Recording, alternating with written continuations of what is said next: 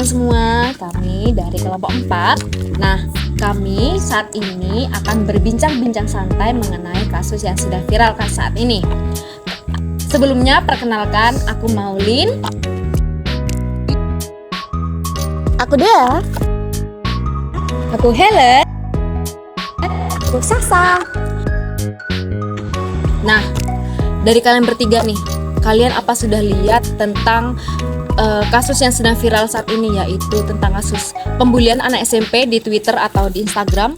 Oh, udah sering sih, karena udah banyak dan sering lewat di beranda. Iya, banyak sih kasus bullying. Menurut kalian apa sih pembulian itu dan kenapa kasus pembulian itu bisa terjadi? Dimulai dari Mbak Sasa mungkin. Oke. Menurut aku ya pribadi, pembulian itu perbuatan yang tercela, tidak etis menurut aku. Apalagi kita sekarang sudah dewasa, sudah mengerti mana yang baik dan mana yang buruk.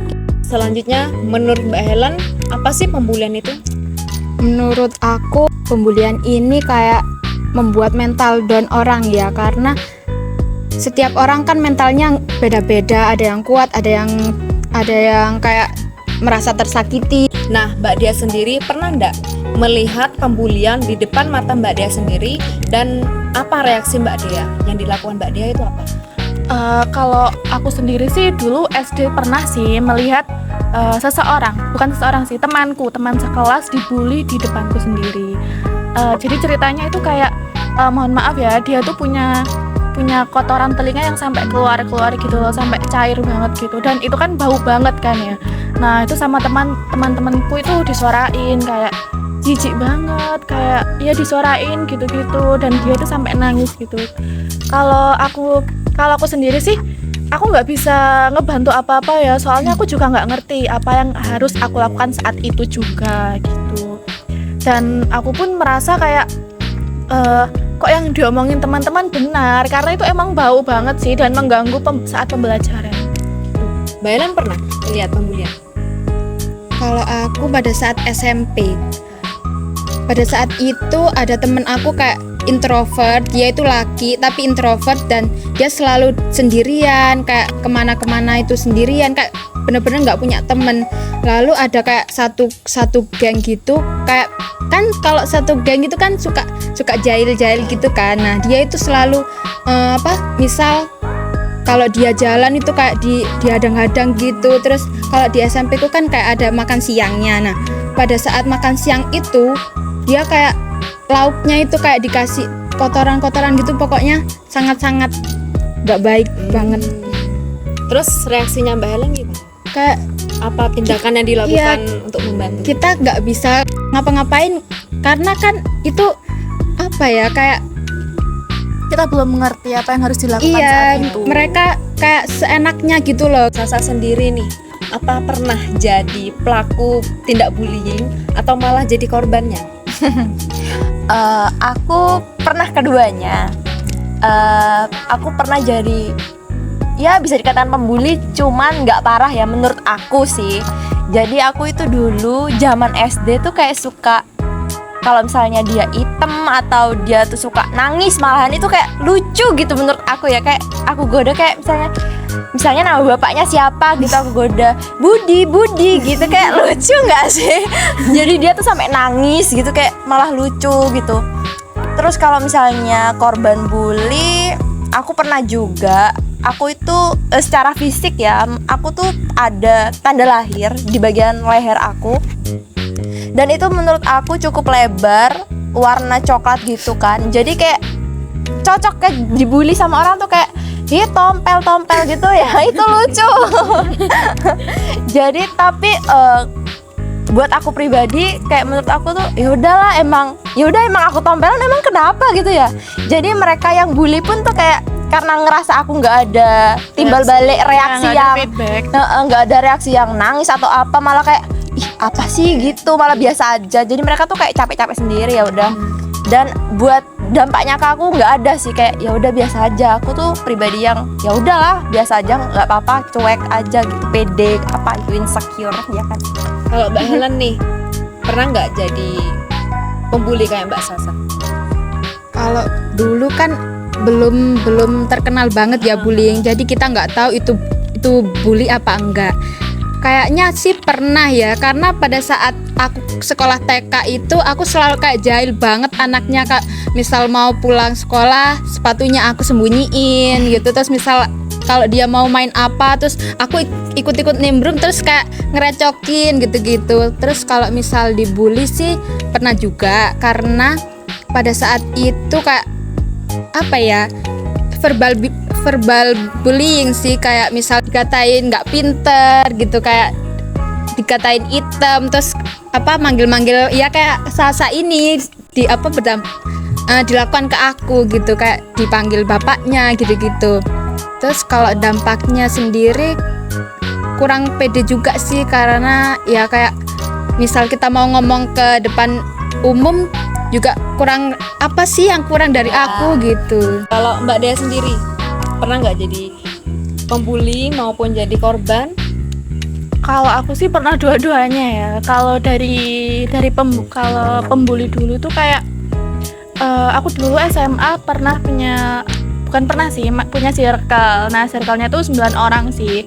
Nah, kita itu rencana itu mau ngadain les bareng gitu kan. Nah, karena les bareng jadinya itu bayarnya full tim 9 orang. Ketika satu orang keluar, maka bayarnya kan beda lagi. Nah, temanku ini satu tiba-tiba itu ngebatalin les pas saat hari H. Pas saat kita udah mau berangkat, dia tuh tiba-tiba ngebatalin. Jadinya batal dong semuanya, karena kan biayanya udah nggak sesuai lagi kan. Nah, terus habis itu ditegur lah sama aku sama teman-temanku ini. Padahal tuh negornya baik sih, kayak dibilangin kenapa kok dibatalin pas hari H, kok nggak dari kemarin aja biar dapat gantinya sekarang gitu kan. Terus dia tuh mungkin merasa kayak di pressure banget gitu ya, karena yang bilang itu banyak sih temanku, dan dia tuh tiba-tiba nangis kayak mungkin merasa terbebani banget gitu kan. Dan aku merasa itu aku nggak salah sih sebenarnya, tapi dia menyebarkannya ke orang-orang itu kayak dia dibully di situ. Nah, kalau korban sih pernah dulu pas SMP itu dikatain bibirku tebel sih, dan dari situ dampaknya pun sampai sekarang aku masih merasa insecure sama bibirku yang sekarang gitu. Makanya dampak bullying bagi setiap orang kan beda-beda, dan aku masih merasakan dampaknya sampai saat ini gitu. Nah, dari kalian bertiga ini, kan kalian sudah pernah menjadi pelaku tindak bullying ya. Biasanya kalian membuli orang-orang itu di mana sih? Kapan gitu? Dari Mbak Dea. Kalau dari aku sih kayak sebenarnya kalau SD sih dulu kan kita sering ngebulinya tuh pas kecil mungkin ya, karena kita belum mengerti sih kayak mengelola itu. Kalau SD dulu sih ya di sekolah. Kalau sekarang mungkin yang sering banget kita lakukan itu julid ke orang-orang yang nggak dikenal ya sih, random banget gitu, kayak di jalan, di motor, tiba-tiba ada orang nggak dikenal yang dandanannya mungkin mencolok bagi kita, terus kita mungkin kayak kok orang itu bajunya kayak gitu, kok orang itu bisa sepeda itu, kan itu termasuk julid nggak sih kan? Gitu sih. Kalau Mbak Helen gimana biasanya? Kalau dari aku sendiri sih kebanyakan di sekolahan, karena kalau di rumah itu diawasi oleh orang tua, jadi nggak bisa seperti itu. Kalau Mbak Sasa sendiri nih? Kalau dari aku sendiri kurang lebih sama sih, lebih sering di sekolah karena kan kita dulu juga masih kecil, masih nggak ngerti apa itu bullying. Cuman menurut aku gitu, kalau misalnya nangisin orang lain tuh kayak lucu gitu kan. Itu ternyata bullying, berdampak buruk untuk mereka ke depan. Jadi lebih sering di sekolah.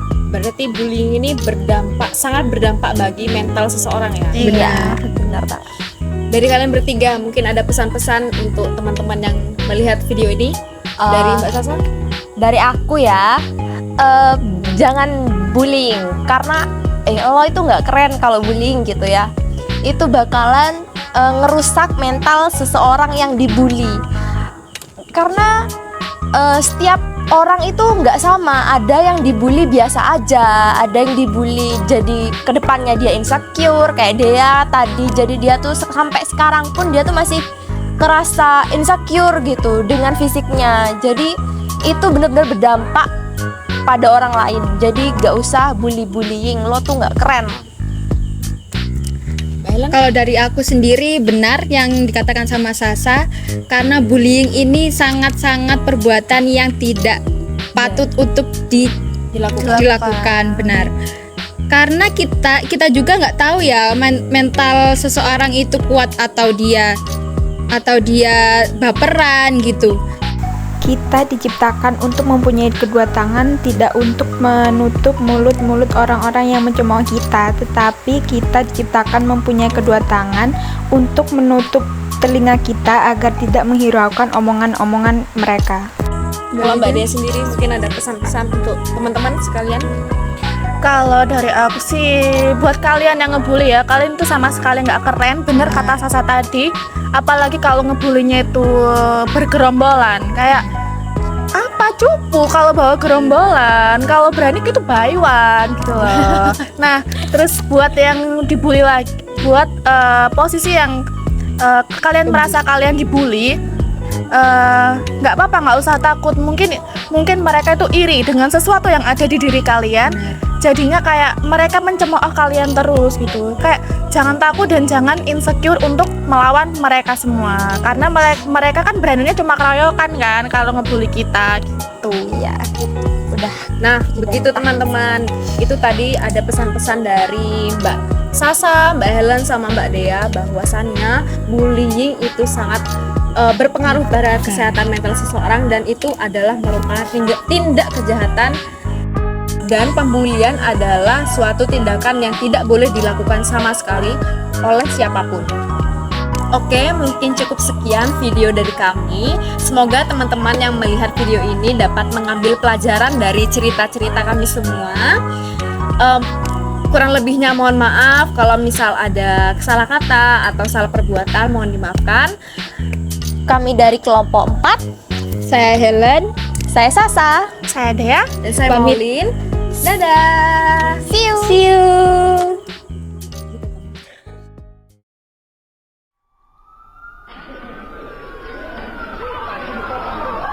Maraknya kasus bullying atau tindak penindasan yang Video terjadi di bullying atau lingkungan pendidikan perundungan yang seperti dilakukan sekolah. oleh sejumlah So, remaja SMP putri negeri di di bawah Malang, umur di Jawa Cilacap, Timur yang Jawa diduga Tengah menjadi viral korban media Kasus rundungan ini teman dengan sekolahnya. memanggil sejumlah pihak Bullying setiap merupakan sekolah para ekspresi remaja menyimpang putri. pada anak dalam upaya pencarian jati diri.